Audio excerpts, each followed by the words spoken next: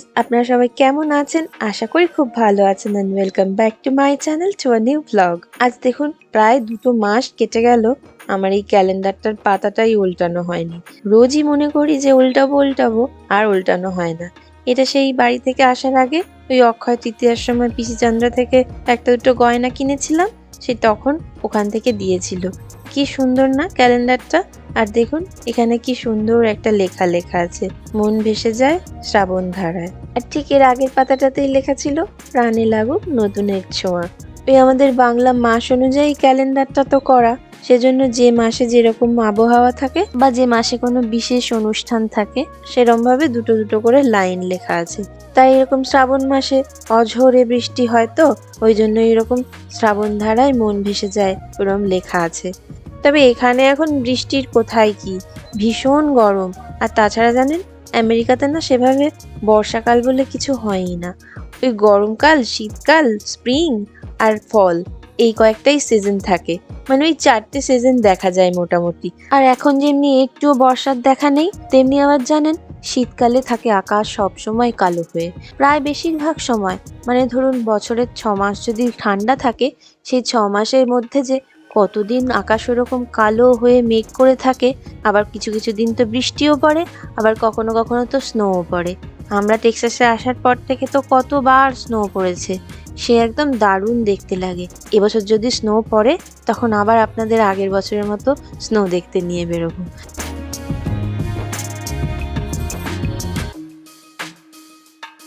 দেখুন আপনাদের সঙ্গে কথা বলতে বলতে ব্লগটা তো শুরু করে ফেলেছি। আসলে আজ একদম সকাল থেকে সময় পাইনি।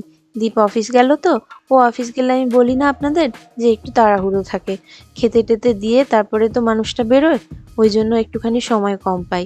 সেই জন্য সকাল থেকে আর ব্লগটা সেভাবে করা হয়নি।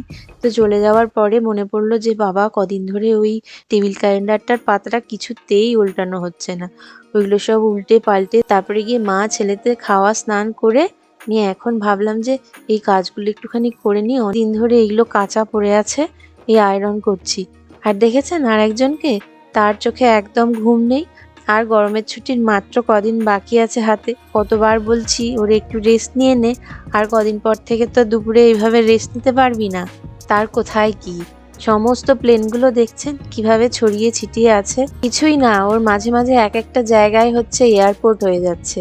কখনো ওই টিভিটার সামনে কার্পেটে, কখনো আবার আমার কিচেনটা ওর ফেভারিট জায়গা আর কি, কিচেনটাতে মাঝে মাঝেই এয়ারপোর্ট হয়ে যায়। নিজের খেলনার ঘরটা যত না হয় তার চেয়ে বেশি ওখানেই হয়। ব্যাস, অনেক একটা বড় কাজ হয়ে গেল। আয়রন করতে একদম ভালো লাগে না আমার, কিন্তু এখানে কি আর করা যাবে। এখন কোথায় আয়রন করে সে খুঁজতে হবে, তারপরে আবার খুঁজে পেলেও সেখানে গিয়ে গাড়ি করে চেপে মেপে দিয়ে আসা, কে অত বারবার যাবে আসবে। তার চেয়ে বাবা বাড়িতেই একটুখানি কষ্ট করে নিই। আজকে দীপ আসলে বিকেলে একটুখানি কস্টকো যাব, ওই জন্যই এখন রান্নাটাও করে নিলাম, তাহলে রাতে এসে তাড়াতাড়ি করে খেয়ে নিতে পারবো। একটু ঘুগনি করেছি, এই ঘুগনি দিয়েই হয় রুটি, না তো মুড়ি, আর না তো পাউরুটি খাওয়া হয়ে যাবে। রন সেরম ভাবে ঘুগনির কলাইগুলো খেতে চায় না, এই আলু থাকলেই হয়ে যায়। ও মোটামুটি আলু আর ঝোল দিয়ে রুটি খাওয়া হয়ে যায়। এই দেখুন রাস্তায় বেরিয়ে পড়েছি, এই গাছগুলো কি সুন্দর লাগছে না? আসলে বাইরের ওয়েদারটা কিন্তু এখনো খুব গরম। আবার ওদিকে জানেন, গাছ সুন্দর লাগছে বলছি, কিন্তু গাছেই যখন আগুন ধরে যায় কত খারাপ লাগে না? আমেরিকাতে এরকম তো বহু জায়গায় হয়। ক্যালিফোর্নিয়ার ওয়াইল্ড ফায়ার তো আপনারা বারবারই শুনে থাকেন যে ক্যালিফোর্নিয়াতে ওয়াইল্ড ফায়ার লেগে গেছে, আর তার জন্য কত ঘর বাড়ি পুড়ে ছাই হয়ে যায়, কত প্রাকৃতিক সৌন্দর্যও নষ্ট হয়ে যায়। আর ক্যালিফোর্নিয়া ছাড়াও আপনারা তো নিশ্চয়ই খবরে দেখেছেন অনেকেই, ওই 1-2 মাস আগে ক্যানাডাতে কি বড় ওয়াইল্ড ফায়ার লেগেছিল। সেটার আগুনের এমনই রং আর হলকা, ইউএস এর আকাশেও জানেন সেই সময় ওই নিউ ইয়র্কটা তো ক্যানাডার একদম পাশেই, সেজন্য নিউ ইয়র্ক সিটি পুরো নাকি ওইরকম আগুনের কালারের অরেঞ্জ হয়ে গিয়েছিল। পুরো আকাশ জুড়ে কুয়াশার মতো দেখা যাচ্ছিল। ওই অত বিস্তীর্ণ জায়গায় আগুনের জন্য ওইরকম আকাশটা ধোঁয়া ধোঁয়া হয়ে গিয়েছিল, যেটা একদমই আনহেলদি। সেই সময় তো কত স্কুল বন্ধও হয়ে গিয়েছিল ওইরকম পরিবেশ দূষণের জন্য। আসলে ওয়াইল্ড ফায়ার নিয়ে বলছি কারণ আপনারা খবরে দেখতে পাচ্ছেন কিনা এখন জানি না, ওই যে হাওয়াই দ্বীপে মাউই বলে একটা জায়গার বিস্তীর্ণ অঞ্চল জুড়ে ওইরকম ওয়াইল্ড ফায়ার লেগে গেছে। আসলে এই ধরার কারণটা কিন্তু একদমই প্রাকৃতিক না, অর্থাৎ গাছে গাছে লেগে যে হয়ে গেছে সেরম নয়। শোনা যাচ্ছে ওখানে নাকি ওই সময়টায় খুব জোরে হাওয়া দেওয়ার একটা সতর্ক বার্তা ছিল, কিন্তু সেই সময় ইলেকট্রিসিটি বন্ধ করা হয়নি, আর তার জন্য অত হাওয়াতে ইলেকট্রিকের পোলগুলো সব হেলে দুলে ওই রকম গাছের মধ্যে পড়ে গেছে। আর যেসব ঘাস থাকে, আপনারা তো আমার অনেক ব্লগেই হয়তো দেখে থাকবেন যে কোথাও যখন বেড়াতে যাই কত ঘাস থাকে, আর সেই ঘাসের মধ্যে যেগুলোকে ব্রুশেস বলে, মানে ঘাসেরই মতো কিন্তু আর একটু বড় বড় লম্বা লম্বা হয়, সেগুলো জানেন ওইরকম শুকনো হয়ে আর তার মধ্যে ওরকম ইলেকট্রিকের পোল পড়ে যেতে, আর একদম ভীষণ ফাস্ট আগুন ধরে গেছে, আর তাতেই ওইরকম বাড়ি ঘর পুড়ে এমনকি পশু পাখি অনেক কিছু ক্ষতি হয়েছে। মানে এটা একটা বিশাল বড় ক্ষতি বলতে গেলে। টিভিতে দেখছি খবরে, জানেন কত মানুষ নিজের প্রাণ বাঁচানোর জন্য সমুদ্রের জলে ঝাঁপিয়ে পড়েছে। আবার কেউ কেউ শুধু নিজের পাসপোর্টটুকু নেওয়ার সময় পেয়েছে, পাসপোর্টটুকু নিয়ে আর বাইরে চলে এসেছেন। এরকম আগুন টাগুন লেগে যাওয়া এরকম কোনো বিপদ আপদ হলে সবসময় বলে শুধু ওই পাসপোর্টটুকু নিয়ে আর বেরিয়ে যেতে হবে, কারণ পাসপোর্টটাই তো সব, ওটাই তো নিজের আইডেন্টিটি, ওটা ছাড়া আমি যে কে বা কোন দেশের সেটার কোনো প্রমাণই থাকবে না। তাই যে কোনো ভাবে ওই পাসপোর্টটুকু নিয়ে বেরোতে হবে। ভাবুন, হাওয়াই তো একটা দ্বীপ, খুব সুন্দর বেড়ানোর একটা জায়গা, অনেক পর্যটকও এসেছিলেন বেড়াতে, তাদেরও কত ক্ষতি হয়েছে। চলুন এবার কস্টকোতে ঢুকেই গিয়েছি। আজকে সেরকম কস্টকোতে খুব একটা বেশি কিছু কেনার নেই, ওই দরকারি একটা দুটো জিনিস নিয়ে আর তাড়াতাড়ি বেরিয়ে যাব। বেশ কিছুদিন হলো স্কুলের সমস্ত জিনিসপত্র যেমন সাপ্লাইজ পাওয়া যাচ্ছিল, খাতা বই পেন্সিল ড্রেস, তেমনি এই দেখুন স্কুল সাপ্লাইজ উঠে যেতেই এবার সব হ্যালোউইনের জিনিসপত্র চলে এসেছে।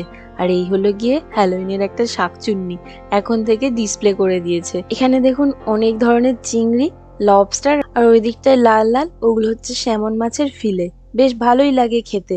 আর এগুলো কি জানেন, এগুলো হচ্ছে গিয়ে বড় বড় সামুদ্রিক কাঁকড়ার দাঁড়া। ভাবুন, কাঁকড়ার দাঁড়াগুলো শুধু মধু বিক্রি হচ্ছে। কোন আমগুলো শুকিয়েছে? এই তো এগুলো সব শুকনো। না, এইটা দেখো, এইটা দেখো, ভালো ভালো হবে এটা, দেখো গন্ধ তবড়ানো। আরে গন্ধটা দেখো না, দেখলে এরকম দেখে দেখে বেছে। তো খুব বেশি জিনিস কেনার ছিল না বলে আজ তাড়াতাড়ি মোটামুটি হয়ে গেছে, আর বন্ধের সময়ও তো এসেছি ধরুন, তাই জন্য তাড়াতাড়ি করতে হয়েছে। আগের বারে আসলে যে আমগুলো কিনে নিয়ে গিয়েছিল সেগুলোই কস্টকোরই ছিল, খেতে খুব ভালো ছিল। ওই জন্যই ভাবলাম গরমের তো প্রায় শেষই হয়ে এসেছে, আর আমেরও সিজন শেষ হয়ে এসছে, তাই ভাবলাম সিজনের শেষ আমটাও কিনে নিয়ে যাই। আজকে তো ধরুন উইকডেজ, ওই জন্য কস্টকোটা একটু ফাঁকা ফাঁকা, আর তার মধ্যে আবার আমরা একদম শেষের দিকেই এসেছি, বন্ধ হব।